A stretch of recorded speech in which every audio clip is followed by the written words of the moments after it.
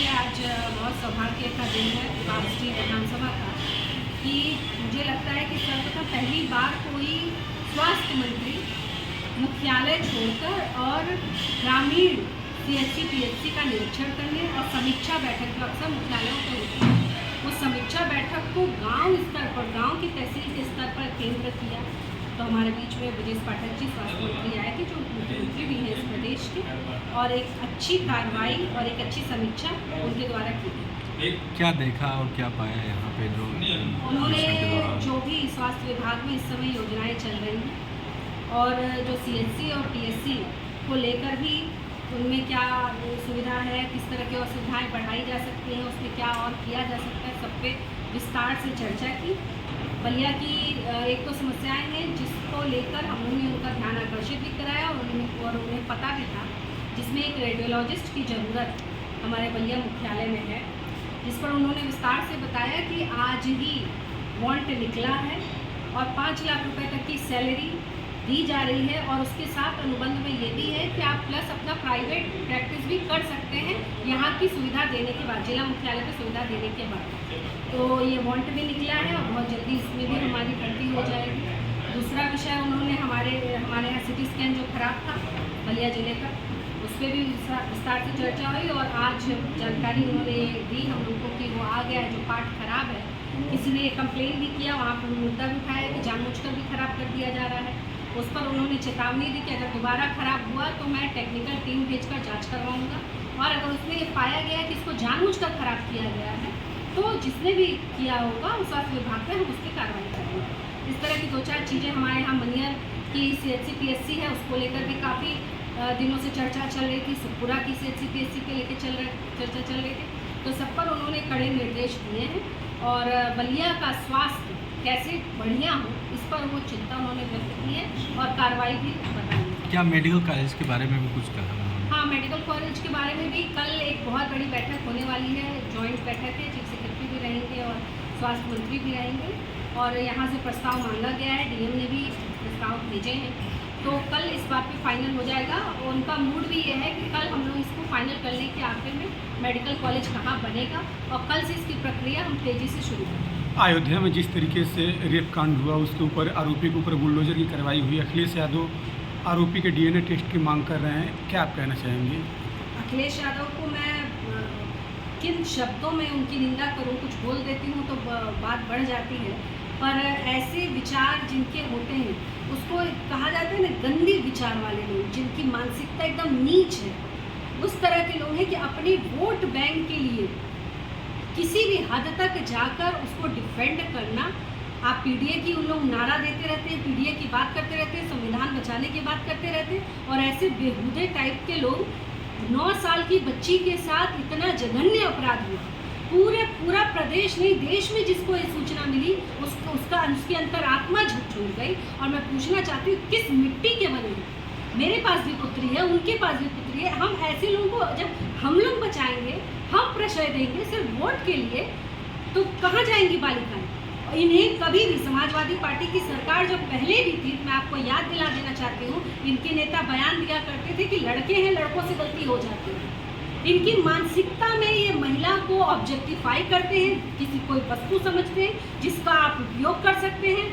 आप इनकी जो सोच है वो बहुत ही गंदी है और मुझे लगता है कि इस बार महिलाएं ये बात सुन रही हैं, बच्चियां ये बात विशेषकर सुन रही हैं कि हम अपनी सुरक्षा, हमारी सुरक्षा क्या ऐसे दरिंदों के हाथ में दे सकते हैं क्या, जो इस तरह की सोच रखते हैं। ऐसी सोच वालों को तो महिलाओं को आगे चलकर और सबक सिखाने की आवश्यकता है। तो जिस तरीके से बुलडोजर की कार्रवाई हुई, क्या इससे भी बड़ी कार्रवाई होनी चाहिए? बिल्कुल, हमारे महाराज जी ने एक बहुत अच्छी बात कही थी विधानसभा में। उन्होंने कहा था कि सद्भावना ट्रेन नहीं चलेगी, बुलेट ट्रेन चलेगी।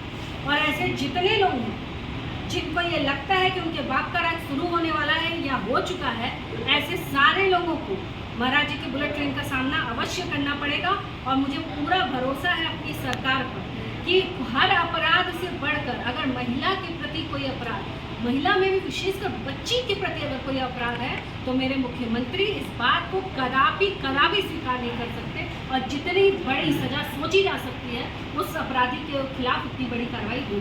कहीं ना लगातार विपक्ष ये कह रहा है कहीं कि ना केवल जाति विशेष के लोगों पर ही ये कार्रवाई की जा रही है, केवल यादव और मुस्लिम पर ही कार्रवाई की जा रही है, अन्य लोगों के ऊपर जो बड़े बड़े अपराधी है उनके ऊपर नहीं।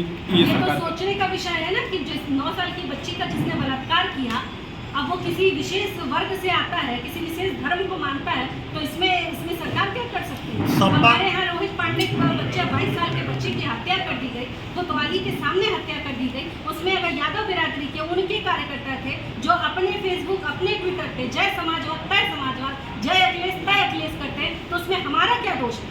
उनकी पोषण में, समाजवादी पार्टी के पोषण में ये चीज़ है, वो संस्कार डालते हैं अपने कार्यकर्ताओं के बीच में ऐसा कि वो अपराधियों को ही वो अपना मानते हैं, अपराधियों को ही वो अपनी पार्टी में रखते हैं, अपराधियों को टिकट देते हैं, अपराधियों को संरक्षण करते हैं, खुली छूट बैल की तरह, सांड की तरह उनको छोड़ दिया जाता है कि वो टोपी लगाकर जो मन करे वो करे। तो ये समाजवादी पार्टी की सरकार नहीं है, तो भारतीय जनता पार्टी की योगी आदित्यनाथ की सरकार है। इतना जूता खाओगे, इतना खाओगे कि गिन नहीं पाओगे कहाँ पड़ा। तो कहीं ना कहीं राजनीति कर रही है समाजवादी पार्टी, हम्म? कहीं ना कहीं राजनीति कर रही है समाजवादी पार्टी। निश्चित तौर पर मैंने आपसे कहा ना कि एक जो मन की भावना होती है, हम इंसान हैं, इंसान के मन में एक भावना।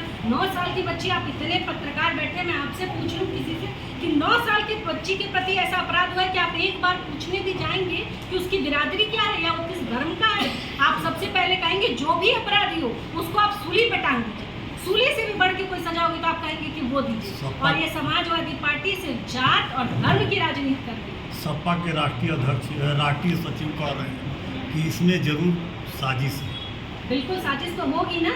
उनके टोपी लगाए वाले कार्यकर्ताओं की बात आ गई है, उनके टोपी लगाए वाले वोटरों की बात आ गई है।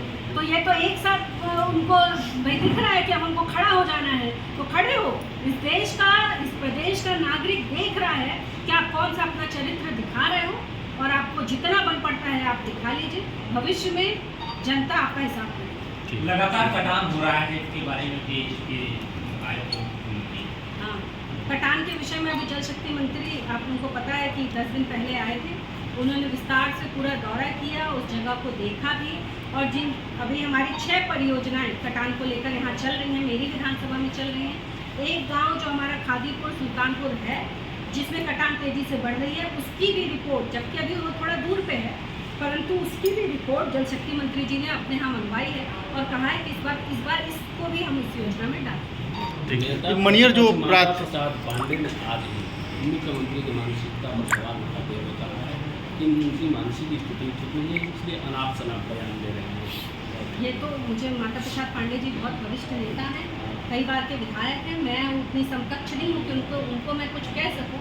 परंतु एक बात अवश्य कहना चाहूँगी कि अगर आप अब जीवन के उस पड़ाव पर वो पहुँच चुके हैं जिस पड़ाव पर भीष्म एक बार पहुँचे थे और जब वो धर्म का उन्होंने साथ ना देकर अधर्म का साथ दिया था, तो उनको भी बाढ़ की सहियों पर अपना कुछ दिन अपने जीवन के व्यतीत करने पड़े थे। और वो सूल, वो जो उन्होंने कर्म किए थे, वो सूल बनकर उनके शरीर पर नस्तर बनकर उनको चुभते रहे। मैं माता प्रसाद पांडे जी से आग्रह करना चाहूँगी, निवेदन करना चाहूँगी उनसे कि जीवन के इस पड़ाव पर आपको सत्य का साथ देना चाहिए। वो अपने मन में जानते हैं कि क्या सत्य है, वो मन में जानते हैं कि जो रोहित पांडे के साथ हुआ वो गलत हुआ, वो मन में जानते हैं कि जो उस बच्ची के साथ हुआ वो गलत हुआ, परंतु अगर वो नहीं बोल रहे हैं तो मैं उनसे आग्रह करना चाहती हूँ कि राजनीति आत्मा से ऊपर नहीं। ठीक है।